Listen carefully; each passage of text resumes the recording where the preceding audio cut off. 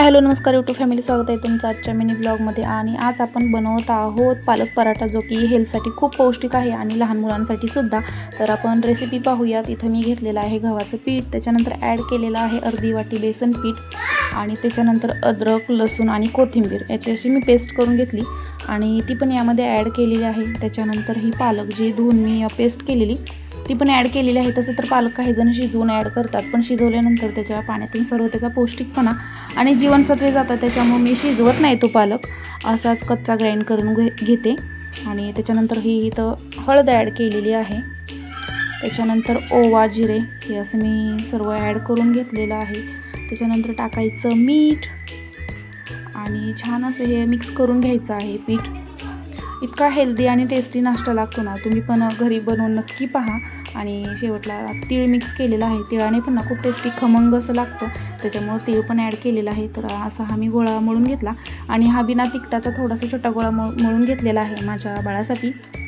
जेव्हा पण मी कोणता पदार्थ करते तर मी असंच करते, बिना तिखटाचं थोडंसं साईडला काढते मुलांसाठी आणि नंतर सर्वांसाठी हे तिखट ॲड केलेलं आहे। हिरवी मिरची तुमच्या ॲडजस्टनुसार, तिखट जसं खाता त्याच्यानुसार तुम्ही ॲड करू शकता।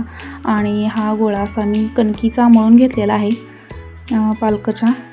तर मस्त असा छान ग्रीनी असा गोळा झालेला आहे आणि त्याच्यानंतर घेत आहे लाटून। खूप सोपी आणि झटपट होणारी रेसिपी आहे आणि तेवढीच खमंग पण लागते दह्यासोबत, एकदम क्रिस्पी लागते आणि मुलांसाठी पौष्टिक। आणि सोबत ना मुलांच्या सकाळी डब्याच्या वेळेला ना रोल करून पण देऊ शकता आणि टेस्टी पण लागते, मुलं पण आवडीने खातात। आणि प्रत्येक आईचा अट्टाहास असतो की मुलांनी काहीतरी पौष्टिक रोज आपल्या खावावं, की तेवढ्या 8 तासांनी जेवढं करतो ना तेवढ्या 8 तासानं मुलांनी खावावं पौष्टिक, असं प्रत्येक आईचा अट्टाहास असतो।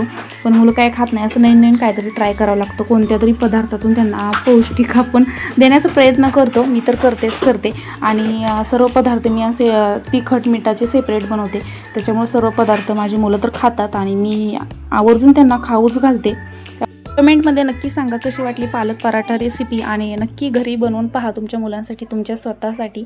आणि आपल्या चॅनलवर जर तुम्ही नवीन असाल, चॅनलला सबस्क्राईब केलं नसेल तर नक्की सबस्क्राईब करा। इथे तुम्हाला छान छान डेली व्लॉग्स आणि कुकिंगचे मस्त व्हिडिओ पाहायला मिळतील।